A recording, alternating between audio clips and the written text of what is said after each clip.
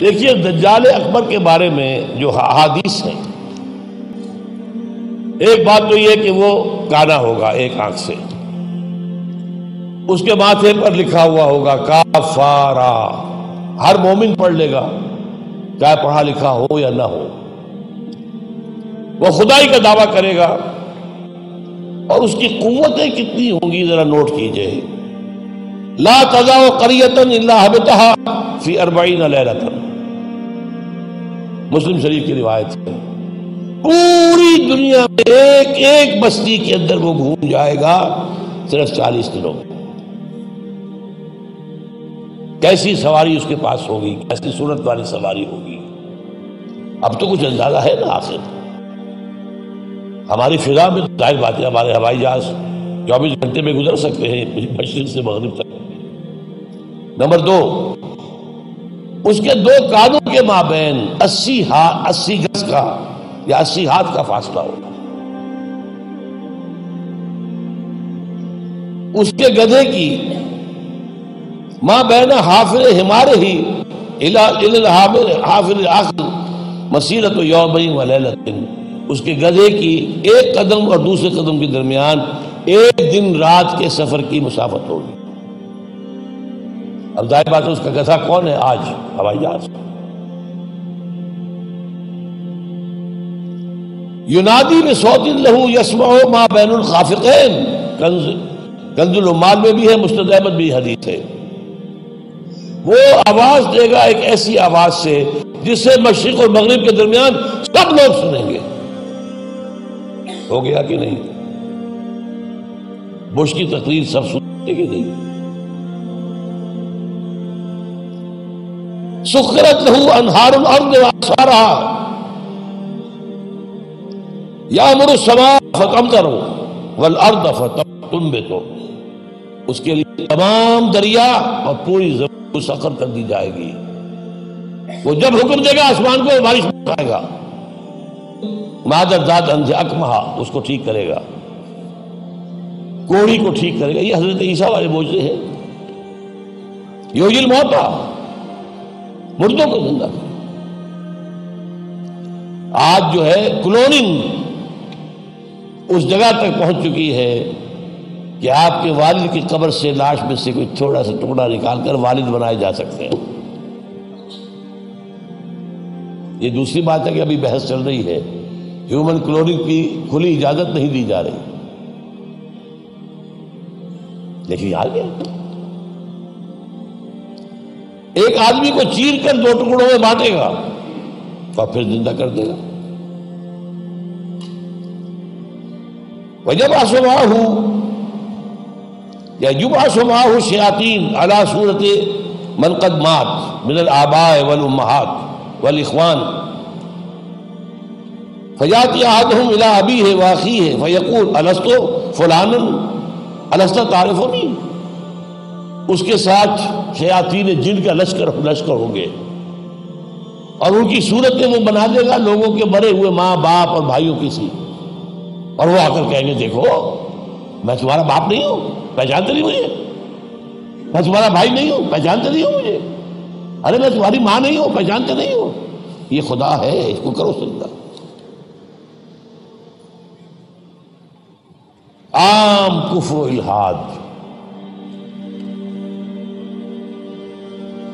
اور ایک بات جو سب سے اہم ہے جو آج شروع ہو چکی ہے اور میں تفصیل بیان کر چکا ہوں، کائرو کانفرنس اور بیجنگ کانفرنس اور بیجنگ +5 کانفرنس، اور وہ بھی یونائٹڈ نیشنز کے تحت،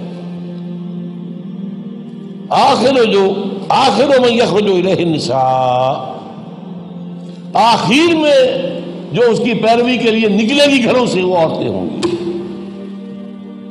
حتی ان الرجل لیرجع الی امہ وابنتہ واختہ وعمتہ فیوثقها، یہاں تک کہ ایک بندہ مومن جائے گا دوڑ کر اپنے گھروں میں، اپنی ماں کو، بہن کو، بیٹی کو، بیوی کو باندھ کر جکڑ کر رکھنے کی کوشش کرے گا، اور وہ رسیاں توڑا کر اس دجال کے پیچھے بھاگے گا۔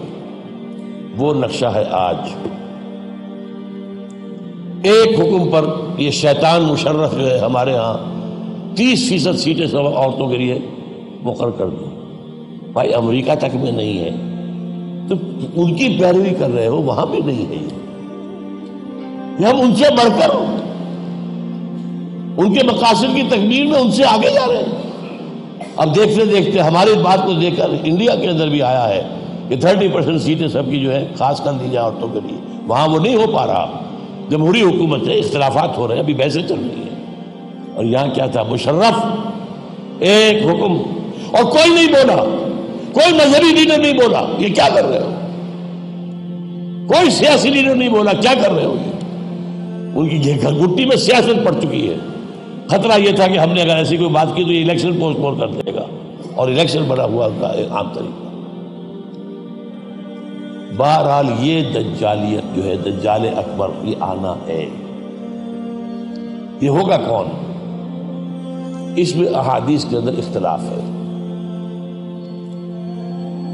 ایک واقعہ یہ بھی ملتا ہے کہ حضور ہی کے زمانے میں یہودیوں میں ایک بچہ پیدا ہوا، ابن سیاد۔ وہ بڑا غیر معمولی قسم کی صلاحیت اس میں تھی، وہ اپنی پیٹھ کے پیچھے سے بھی دیکھتا تھا۔ وہ سوتا تھا تو اس کا دل نہیں سوتا تھا، وہ پوری طریقے سے اس کے حواس جو ہیں وہ بیدار رہتے تھے۔ تو حضور نے اس کے کچھ حالات وغیرہ کا باقاعدہ مشاہدہ کیا، یہ سوچتے ہوئے کہ شاید یہی دجال بن جائے۔ حضرت عمر نے کہا بھی کہ آپ مجھے حکم دیں میں اس کی گردن اڑا دوں۔ فرمایا نہیں، اگر تو یہ وہ ہے تو اسے قتل کریں گے عیسیٰ ابن مریم، تم قتل کرنے والے نہیں ہوں گے، اور اگر یہ وہ نہیں ہے تو خام کا ناحق خون کا جو ہے تمہارے اوپر الزام آ جائے۔ پھر ایک صحابی رضی اللہ تعالی عنہ، تمیم داری، وہ عیسائی تھے، اسلام لائے تھے۔ وہ کسی بحری سفر پر گئے تو طوفان جو ہے ان کے جہاز کو لے کر ادھر ادھر کئی ایک مہینے تک، اس سے بھی زیادہ، موج ادھر لے گئی، پھر ادھر لے گئی، پھر ادھر لے گئی، حتیٰ کہ ایک جزیرے میں جا کے ان کا اترنا ہو گیا، وہاں کوئی نہیں تھا، غیر آباد۔ اندر کچھ گئے تو انہیں ایک عجیب سی مخلوق نظر آئی، جساسا، کہ نہ اس کا پتہ چلتا تھا منہ کدھر ہے دم کدھر ہے۔ اس نے کہا تم کیا کرنے آئے ہو؟ دیکھو فلاں صومعہ ہے، ذرا ادھر جاؤ، گھنا جنگل ہے، وہاں جو ہے ایک صومعہ ہے، چرچ ہے، اس میں ایک آدمی تمہارا انتظار کر رہا، جاؤ۔ وہاں گئے تو دیکھا کہ ایک بہت قوی ہیکل، بہت لمبا چوڑا، رسیوں میں اور چینز کے اندر جکڑا ہوا انسان، انسانی شکل۔ اور اس سے پھر مکالمہ ہوا، کچھ سوالات کیے، کیا بحیرہ گلیلی میں پانی ہے؟ کہاں ہی ہے؟ اچھا، ایک وقت آئے گا کہ پانی نہیں رہے گا۔ حضرت عیسیٰ علیہ السلام کی آمد کے بعد جب یاجوج ماجوج آئیں گے تو یہ سارا پانی پی جائے، کوئی قطرہ نہیں بچے گا۔ اس طرح کئی سوالات کیے، اور پھر اس نے غالباً یہ کہا کہ میں دجال ہوں، مجھے ابھی اللہ نے گرفتار کیا ہوا ہے، پھر اب وقت آئے گا مجھے چھوڑے گا۔ ایک روایت یہ ہے، جب حضرت آئے تمیم داری تو حضور نے پھر اعلان عام کرایا، مسلمانوں کو جمع کرایا، اور انہیں یہ سارا تمیم داری کا واقعہ سنوایا۔ دیکھیے بھی ہے۔ تو اب یہ کہ اس کے بارے میں یقین کے ساتھ فیصلہ کرنا کہ وہ کون ہوگا، میرا گمان یہ ہے کہ وہ وہی ہے جو ابھی اس صومعہ میں قید ہے، لیکن وہ کوئی جن ہے، انسان نہیں۔ عزازیل جو شیطان لعین ہے، اس کا کوئی بڑا جنرل ہے، جو کہ آخری وقت میں آخری امتحان کے لیے انسانوں کے اللہ تعالیٰ کی طرف سے اس کو چھوٹ دی جائے گی۔ اور یہ ہوگا حضرت عیسیٰ علیہ السلام کا جو حکومت کا دور ہے 40 برس، اس کے آخر، اور اسے بھی پھر حضرت عیسیٰ علیہ السلام ہی قتل کرے۔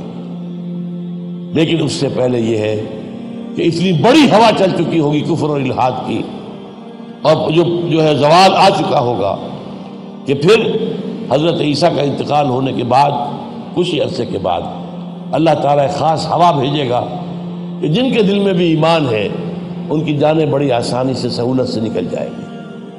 اب دنیا میں صرف کافر، فاسق، ملحد، مشرک، گناہگار لوگ رہ جائیں گے۔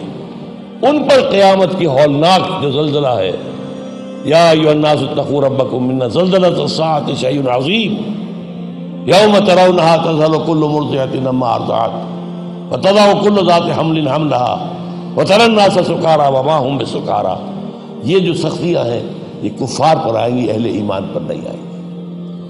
اب یہ ہے میرے اور آپ کے لیے انفرادی سطح پر تو فیصلہ کیجئے، ہم اپنے اندر سے دجال کو نکالیں۔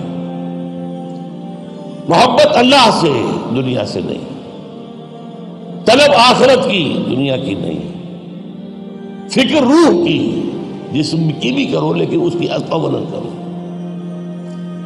اور وہ نظام قائم کرو جس میں حقیقت اللہ کی ہو، جس کے معاشی نظام میں سے سود اور جوئے کو نکال کر باہر کر دیا گیا ہو، معاشرہ وہ ہو جس میں عفت و عصمت کی ویلیوز ہو، شرم اور حیا کی ویلیوز ہو، خاندان کا ادارہ مضبوط ہو۔ یہ سارا کام اجتماعی سطح پر، اور خود اپنے ایمان کو اتنا مضبوط کرو کہ اگر ہماری اپنی زندگی میں وہ دجال اکبر کے آنے کا وقت ہو جائے تو ہم اس کی سختیوں کو جھیل سکیں، برداشت کر سکیں، ان امتحانات میں سے گزر سکیں، اور ایمان کے اوپر ثابت قدم رہ سکیں۔ اللہ تعالی ہمارا مددگار ہو۔ اقول قولی ھذا واستغفر اللہ لی ولکم ولسائر المسلمین والمسلمات۔ صلی اللہ علی محمد